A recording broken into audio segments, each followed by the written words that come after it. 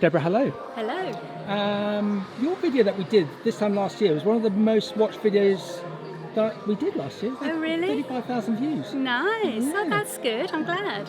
I think there's two reasons for that. You and the subject matter and who you represent. You were just headline speaker here. Just tell those that don't know who you are, tell a few thousand people who you are, who you represent, and why you're here at the University of Northampton Sustainability Summit 2024. Who are you? I'm Deborah Taylor. I'm the founder and managing director of the Sustainable Leather Foundation. I was here last year where I talked about resetting the consumer dial, a very generic presentation that was geared towards getting us to think a bit about our purchasing choices and how we live in society today. This year I've come back and I've talked specifically about my area, which is leather and the sustainability of leather for the future, what it means, how we can achieve it, and what innovation is already taking place in the industry. And your talk was brilliant, and I've heard a couple of other conversations in sort of segued areas. There seems to be this misconception from the general public as to negativity over a subject that doesn't. You had that great slide up about don't try and create a solution for. Help me. How's that go? Innovation, true innovation, is about creating a solution for an existing problem. But in the creation of that solution, you shouldn't create a new problem. Yep.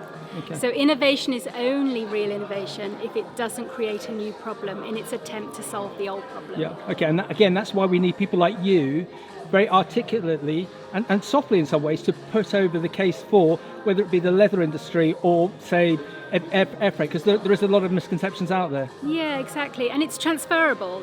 Just because it's an old industry doesn't mean it should be put out to pasture. Yeah. It means that we already have an existing natural material. Yeah. We just need to make sure that our production processes are as sustainable as they can possibly be. Yeah. Okay. So for you, I always forget that you created this entity. What does success look like for you 3 years, 5 years out? What does success look like for you and your members?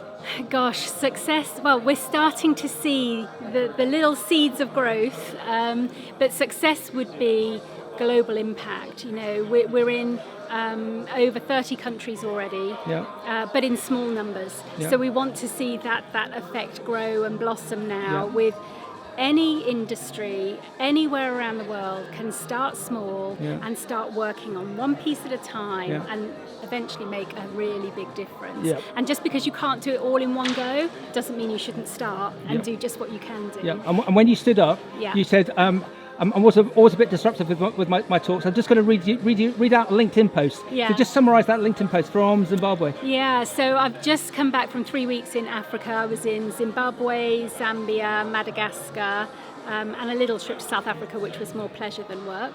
But I was with tanneries. And there's just been a really nice LinkedIn post from one of those tanneries, which is a very small facility in a remote area in Zimbabwe, where their management thought that it was too soon for them to think about doing ESG and certification on an international level. But we've proved through working with them over the last couple of months that it is possible.